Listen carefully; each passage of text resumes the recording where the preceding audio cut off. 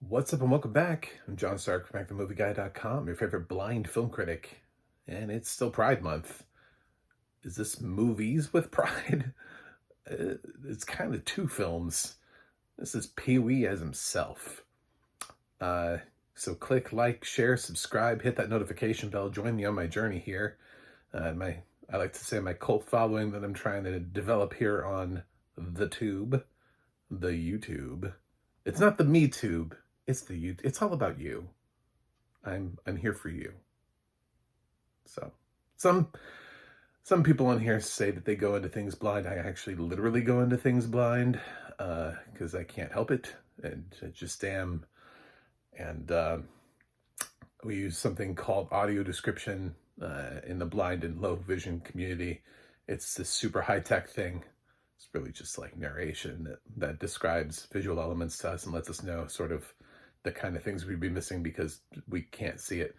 So it turns it into audio description. And this series or movies do have it. It's done by International Digital Center and written by Betty Capone, narrated by Jamie Lemchek. So overall, documentaries, honestly, most documentaries that are people talking to a camera do not allow for robust description anyway, but I thought International Digital Center really sort of did the most with what they had, which is not a lot. A lot of this is just Paul Reubens talking to the camera and other people talking to the camera. But there are some sort of interjections of footage from past shows that are described. But even then, you don't want to step on top of Pee-wee talking during one of his old shows. So it's not the most verbose, but most documentaries are not.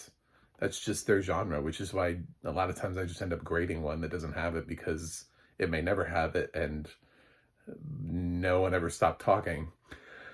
So yeah, I actually thought this was a really good audio description for its genre. It's available on Max or HBO Max by the time you're watching this. I don't know what's happening. I don't know. They're rebranding again. Max is coming back, I think. So maybe by the time, maybe they'll just be called HBO. Who knows? Who knows? And this will be on my channel forever. So whatever you're watching 10 years from now and it's now called J Rocks, cool. I don't know why I came up with that. So I'm of the generation for Pee Wee Herman as Pee Wee's Playhouse Pee Wee Herman, not the adult stuff Pee Wee Herman. Like I didn't grow up and see him when he was out there working with the Groundlings. Obviously, you know, completely different show, and he created a character that just popped, and they thought that they could put him in things and launch his career, and Paul just rode that all the way as far as he could. And he talks about that. He was able to film 40 hours of footage before he passed away in 2023 of him talking. There's a little bit of the most heartbreaking audio that you'll ever hear, which is, I think Paul knew he was close, and he sort of recorded on an audio file on his phone, like his last sort of thoughts, and left them for us, but he does not sound great. And it's for somebody who, like me, who grew up with Pee-wee, it was just learning more about Paul and getting to hear him sort of as a sensitive, thoughtful person. This is the most I've ever heard him speak, just as himself. It's called Pee-wee as himself. It's really Paul. He's not trying to do shtick. He's not trying to do character. It's him putting his own final touch on who was Paul Reubens, really. Was he more than Pee-wee? What was the real story? Because he had some road bumps along the way that sort of derailed his career a little bit, but not entirely. Um, so you see him sort of from the beginning, talks about how his parents and they moved down to Sarasota, so he was in and around the Ringling Brothers, and he always wanted to entertain. He always had that sort of entertainment sensibility with him. His sister is here quite frequently in the documentary. I believe she's also gay. She's also uh, a lesbian herself, or bisexual or something. She mentions it at some point in one of the two.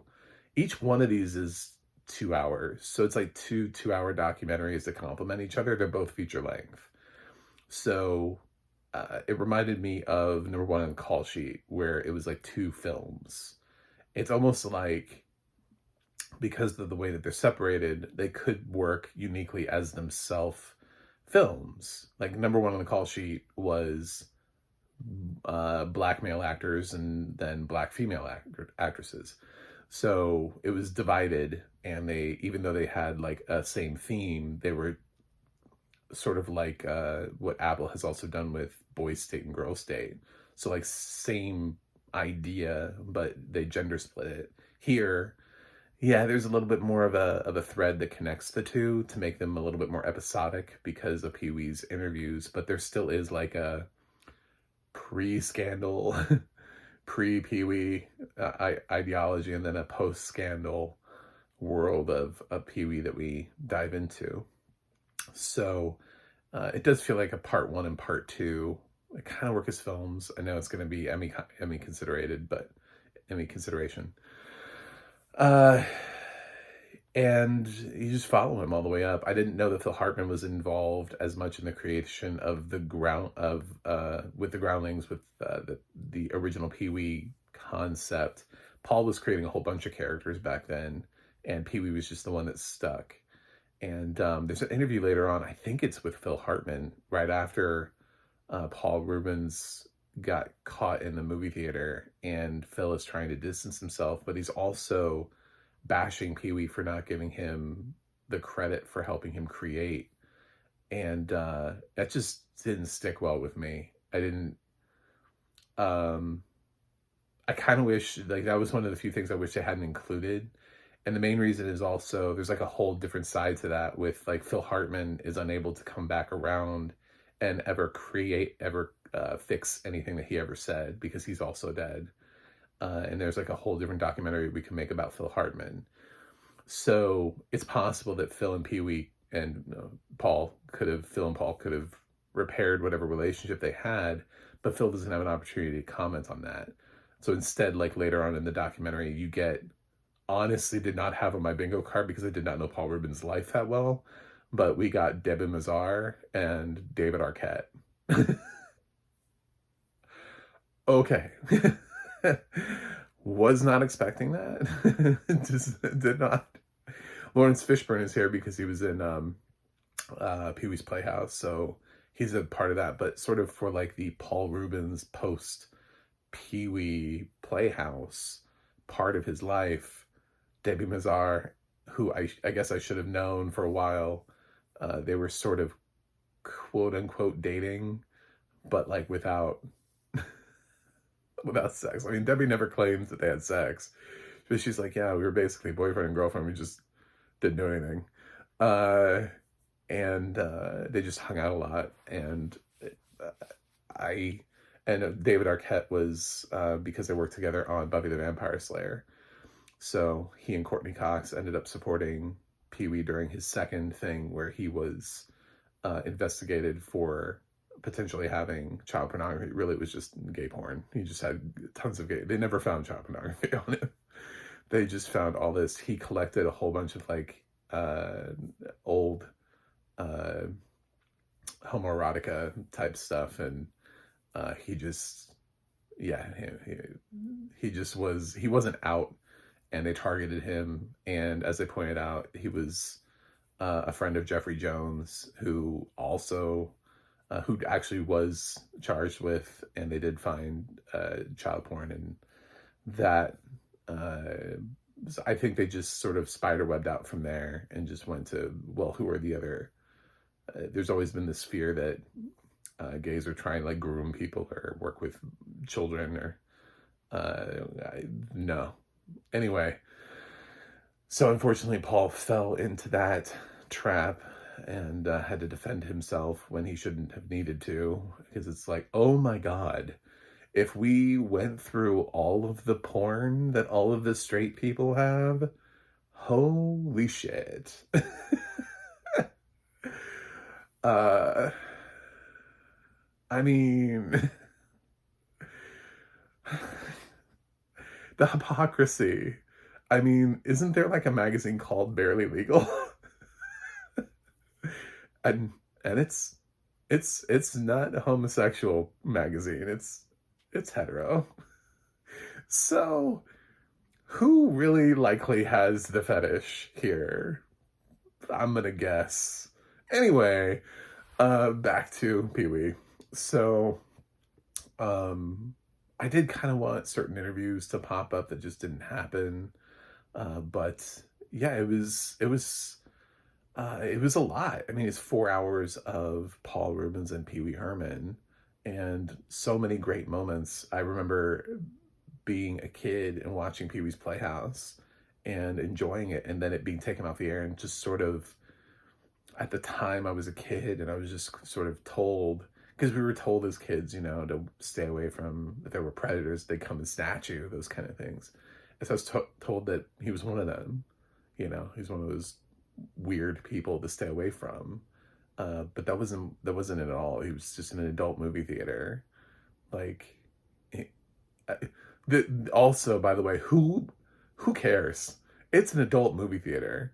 Let's be honest. They could rate all of them, and that's the point of them. I was like, are there people who don't go to those and just sit there to like enjoy the art form? Like, are there people who just sit in the audience and go, is there like a film critic out there on YouTube who's like, I watched Anal Bots 4 at my local adult movie theater, and we're going to discuss the plot. We're going to break it down. We're going to talk about the acting. Like, what? What?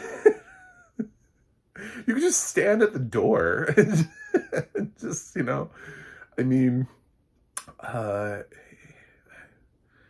but that's true I guarantee the same thing is true, again, for heterosexual adult movie theaters. You know what I'm saying? Like, I mean, like, it doesn't really matter what's on screen, what the makeup of the audience is. Somebody in there is masturbating, which is why a lot of people thought it was really a bunch of hypocrisy. And he actually, from the adult perspective, didn't get hurt as much. And there were even videos of people saying like free Pee-wee, like bring him back, like little, even kids whose parents knew better. And he got rapturous applause at the MTV Movie Awards. But unfortunately, nobody wanted to touch Pee-wee's Playhouse, so he had to go do other things. And Big Top Pee-wee had flopped at the box office because he had Final Cut, basically. Which is fine, but I mean, the first film was directed by Tim Burton, so there are a lot of other reasons why Pee-wee's Big Adventure is great and Big Top Pee-wee is not as great. And sometimes the auteur is not always the actor or the creative genius that helped to create the thing. Sometimes you have to filter that through somebody, and Pee-wee's style was filtered perfectly through Tim Burton. It's exactly the kind of weird shtick that Tim Burton loves to do. So trusting in him was the right thing to do. Yeah. I don't even remember Big Top Pee-wee, to be totally honest. I think I've seen that movie once in my life, maybe twice, like as a kid, and then never again. I haven't seen that movie in years, but I've seen Pee-wee's Big Adventure a bunch of times, and I own it on Blu-ray. So, I mean, like, the difference between the two movies and my love for them are wildly different. Of course, later on, he worked with Judd Apatow on Pee-wee's Big Holiday. I think that's the name of it. It's on Netflix. I think it's still on Netflix. I didn't check. It was on Netflix. If they pulled it, then that's some shady business. But, so if you're looking to check some stuff out, honestly, if you're looking to check out Pee-wee, If you can't get a hold of the Broadway thing that he did, it just, I mean, I think he wants people to watch the Playhouse. I think he saw an opportunity there. He doesn't regret it. He doesn't talk about that time of his life as being like, ah, the time that I was on. It's not like, there's sometimes when you hear like Bob Saget talk about Full House, and he became like TV's dad, you know, like the idealistic, you know, family friendly guy, but that wasn't him at all. That wasn't his brand of humor. That wasn't who he was. And it was like clawing at him the whole time because he was really an edgy comic, but he had to sit there and be these, you know, be this, and it kind of ended up typecasting him coming out of Full House because nobody wanted to see him do the other stuff. They only wanted to see him as that one thing. And that's kind of been a problem for certain comedians when they get pulled into a role and they can't break that the way that America wants to see them. And it's hard for them. Every once in a while you get somebody who gets offered a chance to do something completely different and swing for the fences, but it's so few and far between. I think Paul Reubens had an interesting career that gave him a couple of roles and a couple of chances. The film talks about Blow, but doesn't also mention the fact that Blow didn't do well at the box office. But it does kind of prop up Blow like it was this big moment for his career in giving him like a rebound moment. Somebody's gonna make a movie one day. There's gonna be a biopic. Somebody's gonna play Paul Reubens in a movie and play Pee Wee Herman. Jim Parsons is too old. My brain immediately goes to it. I'm like, no, please don't do that. So I don't know who's gonna do it, but I think Jim Parsons is too old to play young, and then I guess he would have to age up. But I don't know. I feel like there's maybe there's a little bit of that Sheldon thing happening that would cause him. He's the first person I immediately thought of, but I also thought of like, please don't do this. I kind of like it when it's a little bit outside the box thinking, and it ends up being somebody who's just perfect for the part, and not necessarily like, well, they've done this sort of shtick before. It's somebody's life that you're playing with. It's not a shtick. So yeah, I love this documentary. I thought it was fantastic. Literally the only thing that I would have cut would have been I think it was the Phil Hartman comment, just because I like to think that Phil would have come around. You know what I'm saying? Like, I'd like to think that if given time that Phil and Paul, because Paul never talks bad about Phil. Like, it's never like, well, fuck Phil Hartman, you know? Like, he has that sort of respect. And also it's, I mean, he might just be the type of guy who doesn't speak ill of the dead, or they cut that part out. Maybe Paul did say that in the 40 hours that well, we got 4 hours of the 40 hours, not even the full 4 hours, by the way, because there's some other people talking. So we got maybe 2 hours of Paul talking mixed with 2 hours of footage of other people talking. So maybe it was left on the cutting room floor. Maybe there's a great podcast that they could build out from there where it's just his interviews. And somewhere in there was him going like, Phil, But, yeah, I don't know. I just, we'll never know. I think that's sad, and we couldn't, and nobody really wanted to go into it, and they didn't really talk to Paul about Phil's death, what that meant to him, even though they worked together, you know, those kind of things. So, yeah, I like this movie. I like this docu-series.